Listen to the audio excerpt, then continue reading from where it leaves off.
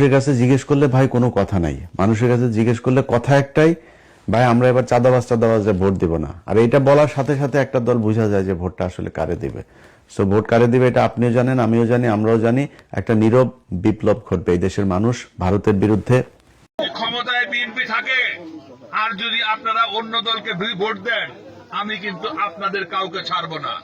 আমি তাদের ঘর বাড়ি সব পুরায়া সরকার করে দেবো। আমি কিন্তু কথা খুব পরিষ্কার ভাবে বলতেছি, এটা মনে করেন আমি ভয় দেখাচ্ছি। আমি পরিষ্কার করে বলেছি, কথা আপনি রেকর্ড করে বলে দিতে পারেন, যে দিয়া ইয়েতে ফেসবুকে ছেড়ে দিতে পারেন, আমার অসুবিধা নাই। আমি এটা মিন করতেছি।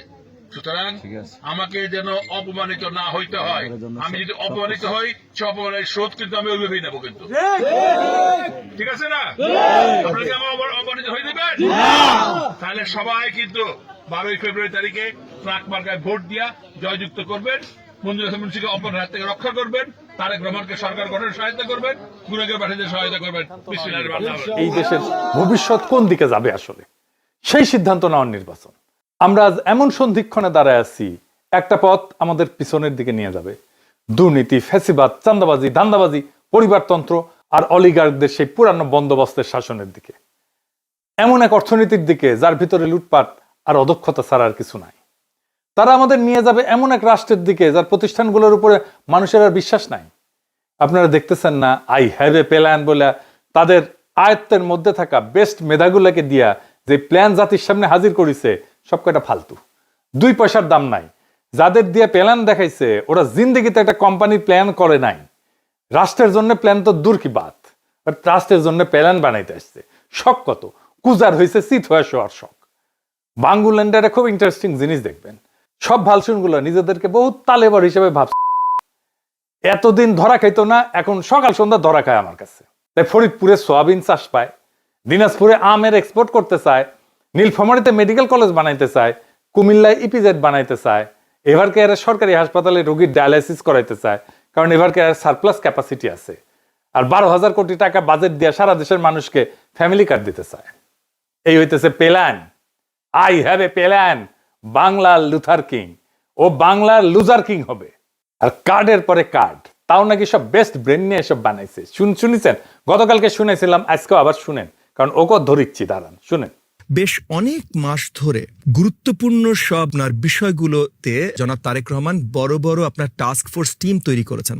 হেলথ সেক্টর বলেন, এডুকেশন সেক্টর বলেন, এডুকেশনটার সাথে আমি নিজেই অতপ্রতভাবে জড়িত ছিলাম। আরো অনেকগুলো সেক্টরে গুরুত্বপূর্ণ টিমস তৈরি করেছেন পুরো ওয়ার্ল্ড, বাংলাদেশের যারা বেস্ট বিশেষজ্ঞ আছেন তাদেরকে নিয়ে।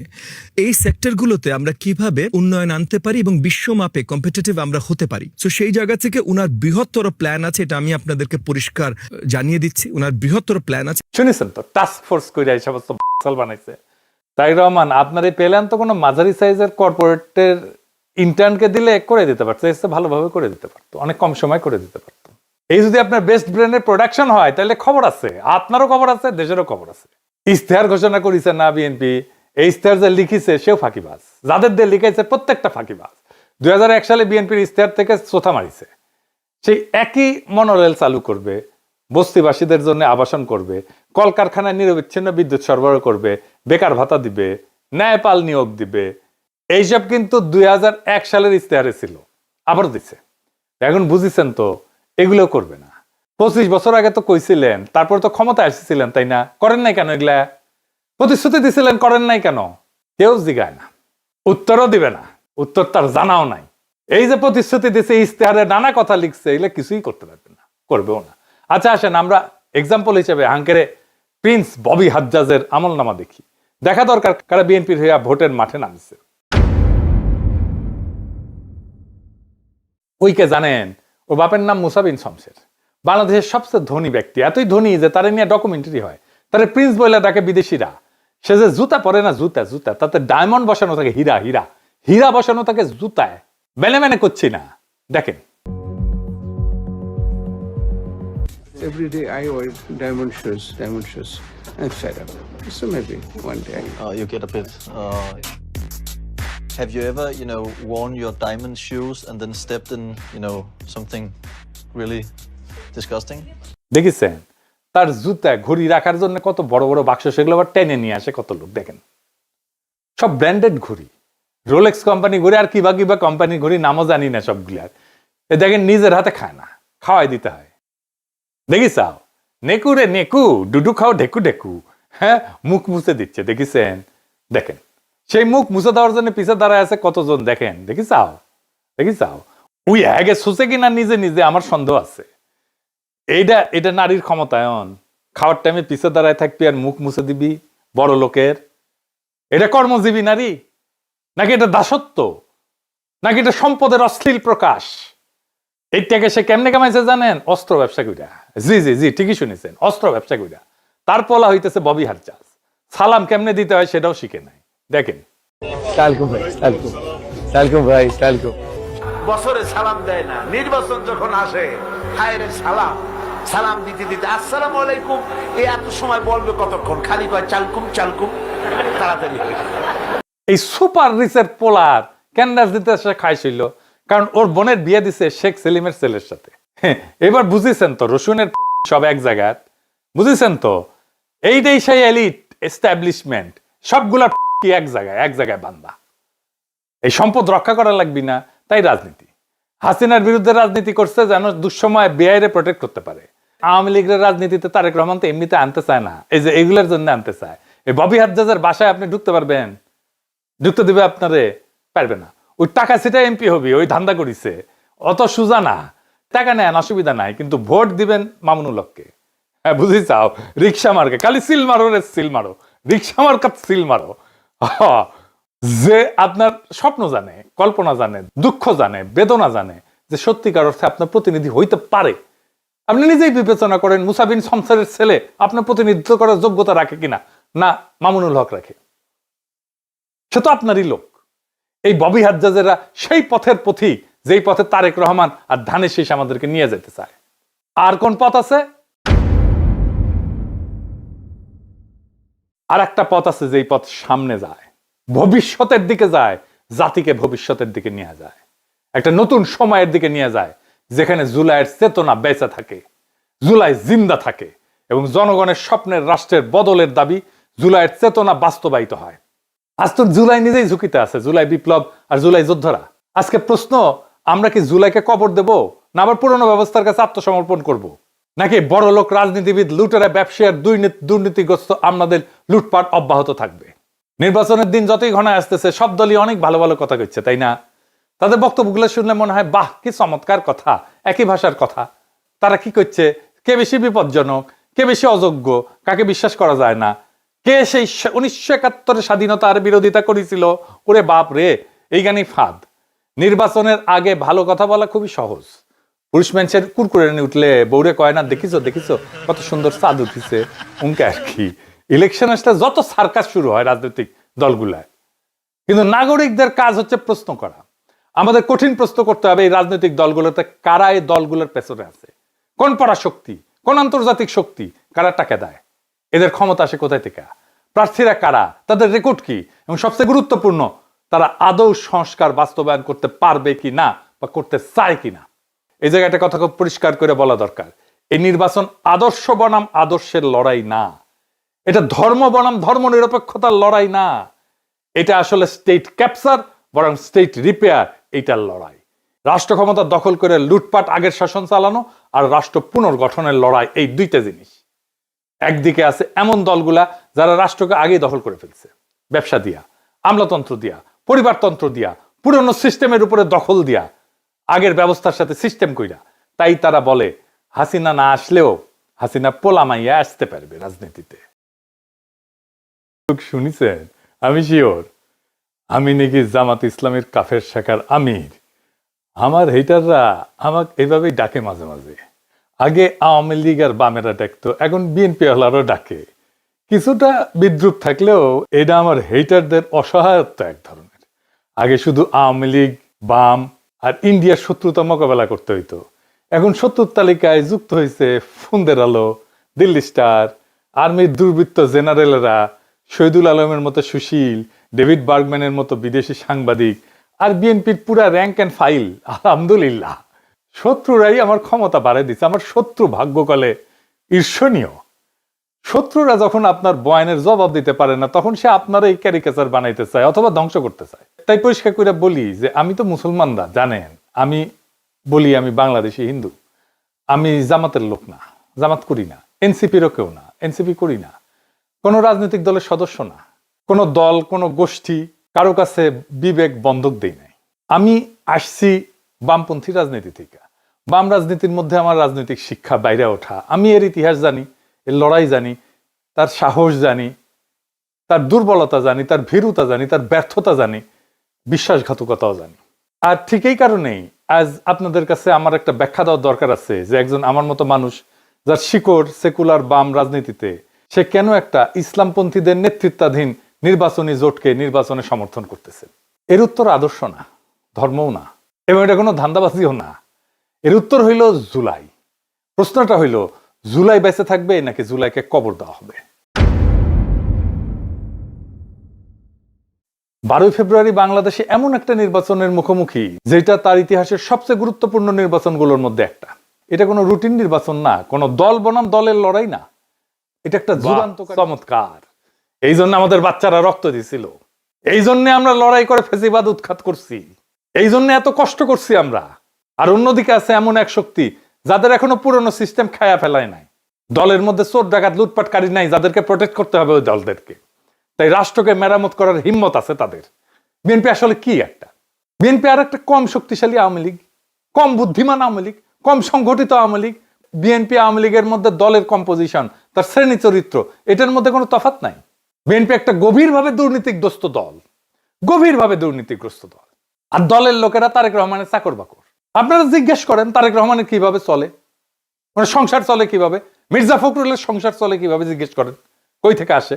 তারা রাজনীতি করতে আসে নাই, আসতে ধান্দা করতে। তাদের দেশকে নিয়ে কোনো মহৎ স্বপ্ন নাই। থাকলে হাসিনার আমলে জান প্রাণ দিয়ে লড়াই করতো, করে নাই। তারা আওয়ামী লীগের থেকে আলাদা না, একই জিনিসে তৈরি। আওয়ামী লীগ বিরিয়ানি হইলে বিএনপি তেহারি, ভাত পোষলে খাওয়া যায়, বিরিয়ানি তেহারি পোষলে খাওয়া যায় না। এই দুটোই পচা জিনিস। 90-এর দশকে এই দুই দল নীতি আদর্শ দিয়ে প্রতিযোগিতা করেনি, করছে দুর্নীতি, লুটপাট আর পাইয়া দেওয়ার রাজনীতি আর সহিংসতা দিয়া। 2006 সালে তত্ত্বাবধায়ক ব্যবস্থা ভাঙছে বিএনপির জন্য। বিএনপি দায়ী। সদ্য অবসরপ্রাপ্ত প্রধান বিচারপতিকে তত্ত্বাবধায়ক সরকার প্রধান হবে, এটাই ছিল সিস্টেম। 2004 সালে একটা সংবিধানের 4র্থ সংশোধনী গৃহীত হয়, অনেকেরই স্মরণ আছে। ওই সংশোধনীর মাধ্যমে বিচারপতিদের অবসরে যাওয়ার বয়সসীমা 65 থেকে 67 করা হয়, 2 বছর বাড়ানো হয়। এই বয়স বৃদ্ধির এই সিদ্ধান্তের পিছনে মূলত কাজ করছে পরবর্তী তত্ত্বাবধায়ক সরকার প্রধান কে হবে সেই হিসাব নিকাশ। সাবেক প্রধান বিচারপতি KM হাসানকে, যিনি একসময় বিএনপির রাজনীতির সাথে জড়িত ছিলেন, তাকে প্রধান উপদেষ্টা করাই ছিল এই সংশোধনীর মূল উদ্দেশ্য। যার ফল সামরিক শাসন, 1/11 এবং শেষ পর্যন্ত 15 বছরের ফ্যাসিবাদ। এই ফ্যাসিবাদ কায়েমের পিছনে পুরা দায় বিএনপির। সেই খাসলত বিএনপির বদলায় নাই। 2024-এর 5ই আগস্টের পরে বিএনপি চাঁদাবাজি, ধর্ষণ, খুন, জখম, বাড়ি দখল, 92% সহিংসতার সাথে বিএনপি জড়িত। তাও নিজের দলের লোকদের নিজেরা মারছে। কোন বাজার, হাট, ঘাট, bus stand, tempo stand, rickshaw stand, TV station, media, advertising firm দখল বাড়তে রাখি নাই, সব দখল করে ফেলছে। এস আলমের সাম্রাজ্য চালায় শ্রীলং সালাউদ্দিন, 72 টিভি চালায় বরকতুল্লাহ বুলু, আর টিভির দখল নিছে ওয়াহিদুজ্জামান অ্যাপোলো। এই কারণেই তারা বিশ্ববিদ্যালয় নির্বাচনগুলোতে প্রত্যাখ্যাত হয়েছে। ছাত্ররা প্রত্যাখ্যান করছে তাদেরকে। ছাত্ররা আদর্শে ভোট দেয় নাই, তারা দুর্নীতির বিরুদ্ধে ভোট দিছে। আজ বিএনপি মনোনয়ন দিছে অসংখ্য বিতর্কিত ব্যক্তিতে। বিএনপির 59% ক্যান্ডিডেট ঋণ খেলাপি, ব্যাংকের ঋণ নিয়ে শোধ দেয় না, খায় ফেলছে, পাচার করে দিছে। আসছে দেশের সেবা করতে, লজ্জা করে না এদের। 15 বছর ক্ষমতার বাইরে থেকে হঠাৎ তাদের হাতে অধেল টাকা কই থেকে আসলো? ব্যাংক লুটের টাকা, ঋণ খেলাপের টাকা। কিভাবে আসলো, কেন আসলো? কারণ পুরনো অলিগার্করাও, হাসিনার সব ব্যবসায়ীরা আবার এমন একটা দল খুঁজে পেয়েছে যাদের সাথে ব্যবসা করা যায়, তারাও দিতেছে, হাসিনার লোকদের কাছ থেকে নিচ্ছে টাকা। এমনকি বিএনপি আওয়ামী লীগকে রাজনৈতিকভাবে পুনর্বাসন করবে বলছে। তাদের আপত্তি নেই হাসিনার পুত্র আর কন্যারা যদি রাজনীতিতে আসে। বিএনপি চলে হারামের টাকায়, প্রত্যেকটা পয়সা হারামের পয়সা, প্রত্যেকটা পয়সা হারাম টাকা। মানুষের অভিশাপ আছে ওই পয়সার গায়ে। তারপরে তারা বলে তারা দুর্নীতি উচ্ছেদ করবে, চান্দাবাজি উচ্ছেদ করবে। হায় রে হায়, খারান খারান, আমার ঘোড়া একটু হাসি। হয়েছে হয়েছে হয়েছে, আচ্ছা হয়েছে। দুর্নীতির টাকায় চলা দল দুর্নীতিকে উচ্ছেদ করতে পারে না। অলিগারদের উপর নির্ভরশীল দল সংস্কার করতে পারে না।